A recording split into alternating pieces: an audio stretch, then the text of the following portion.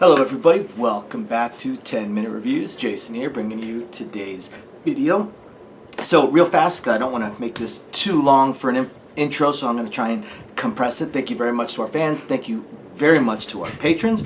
Don't forget to check the links down below for links to today's book, any other applicable links. And don't forget to check the end of the videos for details on our contest. I'm going to be running a contest on the main channel, and I'm going to have a couple of contests on the Patreon. So don't forget to check that as well. Got a bunch of signed books and stuff that I want to give away.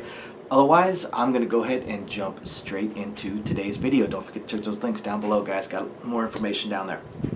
Catch you soon. So for today's video, I want to talk about one of those series that I have talked about many, many times up to this point. Phenomenal author, great series, Seth Ring. Most of you guys already know him from some of his other great works. And Battle Mage Farmer, which is just a phenomenal series. So this is book 7, Battle Mage Farmer, book 7. So John Sutton, the aforementioned Battle Mage Farmer, has quite a few things that he needs to deal with. That's kind of the fallout from previous books. Now in the last book, we finally, he kind of finally resolves this whole, apocalypse that has been approaching, that he just was trying to stave off. He finally basically just gives up. He kind of comes to the realization that he is just too strong. He's too strong and has too much of an impact on everything around him, and that he just can't save this world. He belongs at a higher world in a way. Now when they refer to higher worlds, they're not looking at any kind of religious thing or anything like that. It's just sheer power, magical ability, magical power, mana within the air, things along those lines. And John is just too powerful. His sheer presence almost poisons a weaker world. And he's realized that he just cannot save this world. This world that he's been trying to stave off, this apocalypse. Everything he does to try and help it is just a temporary band-aid, but has actually made the future worse. And finally he just gave up. He just gave up and said, okay, I'm going to save the people in this world and the beasts. And that's what he does. He creates a world shard. He lets the world itself be destroyed, but creates a shard of this world that he is now holding on to. And we've come across world shards in some of the other books, pieces of a world. So now John has this world shard. Now he has to find a place to put it. He's got to find a home for this world shard, an anchor point, basically another planet or another world or some area he can anchor this world shard on, so he doesn't have to keep carrying it around. Because right now it's basically a risk. Anything happens to John, and this world shard is gone, and all the people living on it, and all the beasts and all the creatures. So John is dealing with that. John is also dealing with a return to Candle Scholar Tower and some of the political machinations going on over there, and how powerful he is. Despite this being like a higher world and these uber powerful wizards that are part of Candle Scholar Tower, John has already dealt with one theoretically impossible to beat power that was a rival to them, or a criminal evil, however you want to put it. John's already dealt with one. There are, of course, others out there that are extremely powerful. We don't technically know quite how strong John is, but it is getting more and more clear that even these insanely powerful people at Candle Scholar Tower, if John really went all out, he could just wipe that tower off the map. All the towers off the map. He'd just utterly destroy them.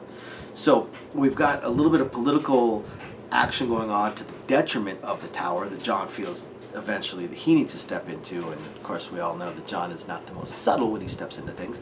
So he fixes those things. He steps into some of those things. At the same time, he is asked to create his own tower.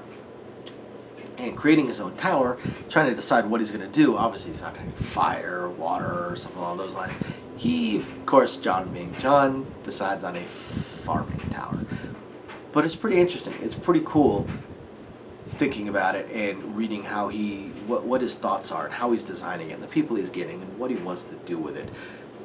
Same with the world chart. He ends up in a spot where it's pretty interesting. He has to almost figure out a magical puzzle in a way to save a world shard, to save another world shard that is in great danger. And he meets other people that are very, very powerful. We also see more of the effects of this eternal flame that John holds and that he can bestow out on other people.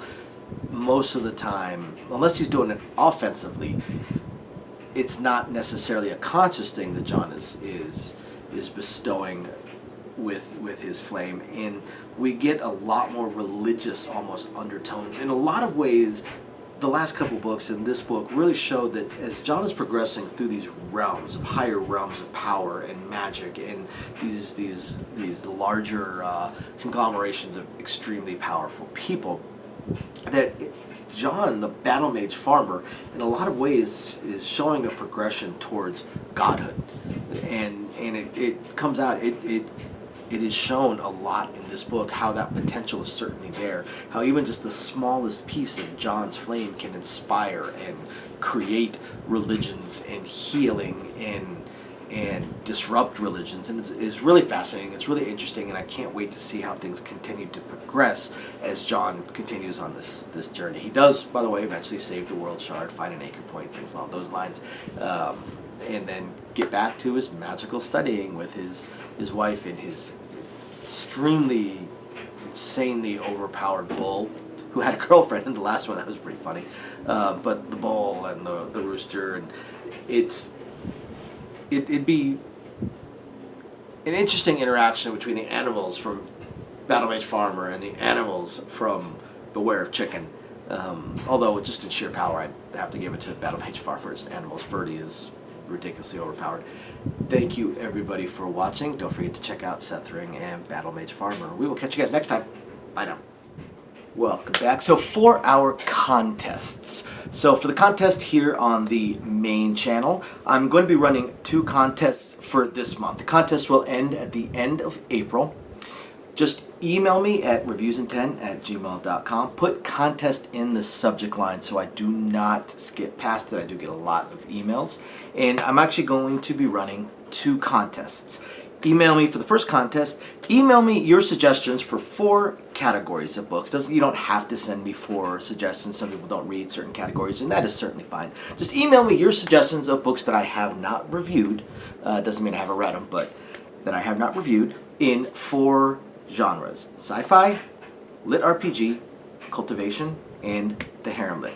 Of course, I'm missing fantasy, but that comes up a lot with cultivation and with lit RPG and with the harem lit, so I'm just kind of leaving that one out.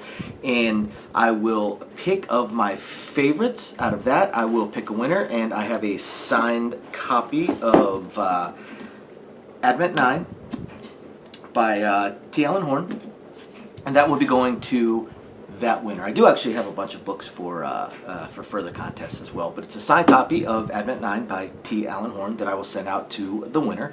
And the second contest going on the main channel is pick a book.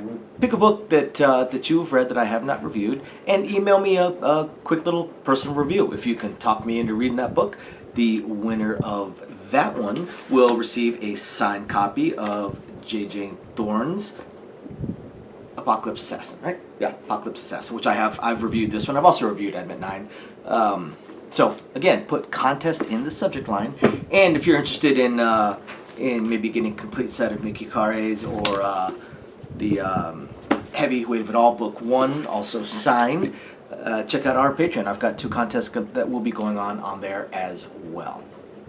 Thanks everybody. Hope you guys enjoy the videos, and don't forget to email me. Bye now.